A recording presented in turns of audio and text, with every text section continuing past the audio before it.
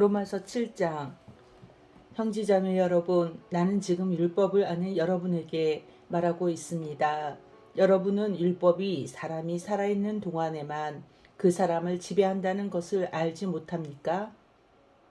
이를테면 결혼한 여자는 남편이 살아있는 동안에는 법에 의해 남편에 매여 살아야 합니다. 하지만 남편이 죽으면 그 여자는 남편에게 매여 있던 법에서 해방됩니다. 그래서 여자가 남편이 아직 살아 있는데도 다른 남자와 결혼하면 그 여자는 간음죄를 짓는 것이 되지만, 만일 남편이 죽으면 그 여자는 그 법에서 해방되므로 다른 남자와 결혼하더라도 간음죄를 짓는 것이 되지 않습니다. 네, 형제 자매 여러분, 이와 같이 여러분들도 그리스도의 몸으로 말미암아 율법에 대해 죽었습니다. 이제 여러분은 하나님께 열매를 맺기 위해 다른 분, 곧 죽은 사람들 가운데서 살아나신 그분의 사람이 되었습니다. 전에 우리가 죄의 성품에 사로잡혀 살았을 때는 율법이 우리 몸속에서 죄를 지으려는 욕망을 일으켜 죽음에 이르는 열매를 맺게 했었습니다. 그러나 이제 우리는 우리를 가둔 율법에 대해 죽고 율법으로부터 해방되었습니다. 그러므로 우리는 기록된 문자에 따라 하나님을 섬기는 것이 아니라 성령의 새로운 방법으로 하나님을 섬깁니다. 그렇다면 우리가 무슨 말을 하겠습니까? 율법이 죄입니까? 절대로 그렇지 않습니다. 율법이 없었다면 나는 죄가 무엇인지 알지 못했을 것입니다. 율법이 탐내지 말라고 말하지 않았다면 나는 탐내는 것이 무엇인지 알지 못했을 것입니다. 그러나 죄는 이 계명을 이용하여 기회를 엿보아 내 속에서 온갖 탐심을 일으켰습니다. 율법이 없다면 죄는 죽은 것이나 다름없습니다. 전에 내가 율법과 상관이 없었을 때 나는 살아 있었습니다. 그러나 계명이 들어오자 죄가 살아났고 나는 죽었습니다. 그래서 생명으로 인도해야 할 계명이 사실 나를 죽음으로 이끄는 계명이 되고 말았습니다. 죄가 계명을 이용하여 기회를 엿보아 나를 속였고 그 계명으로 나를 죽였습니다.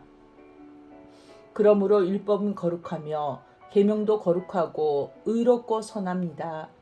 그렇다면 선한 것이 나에게 죽음을 가져다 주었단 말입니까? 절대로 그렇지 않습니다. 죄가 죄인 것으로 드러나도록 하기 위해서 죄는 선한 것을 이용하여 나에게 죽음을 가져왔습니다. 그리하여 죄는 계명을 통해 한층 더 죄의 참모습을 드러내게 된 것입니다. 우리는 율법이 영적인 것이라는 사실을 압니다. 그러나 나는 영적이지 못하며 죄의 노예로 팔린 몸입니다. 나는 내가 하는 일을 이해를 못하겠습니다. 내가 하고 싶어하는 일은 하지 않고 미워하는 일을 행하고 있으니 말입니다. 내가 그런 일을 하면서도 그 일을 원하지 않는 것은 율법이 선하다는 것을 인정하는 셈입니다. 그런데 이제는 원하지 않는 일을 하는 존재가 내가 아니라 내 안에 살고 있는 죄입니다. 나는 내 안에, 다시 말해서 나의 죄악된 본성 안에 선한 것이라고는 하나도 존재하지 않는다는 사실을 압니다. 선을 행하려는 바람은 내게 있지만 선을 행할 수는 없습니다.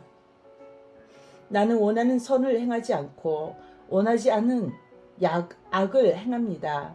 내가 원하지 않는 일을 행하고 있다면 그 일을 행하는 자는 내가 아니라 바로 내 안에 살고 있는 죄입니다. 그러므로 나는 이런 법칙을 발견했습니다. 선을 행하려는 마음은 나에게 있지만 악이 나와 함께 있다는 것입니다. 사실 나의 속 중심에서는 하나님의 법을 즐거워합니다. 그러나 나의 몸의 여러 부분들에서는 다른 법이 작용하고 있습니다. 그 법이 내 마음의 법과 싸워 나를 내 몸에서 작용하고 있는 죄의 법에 사로잡히게 합니다.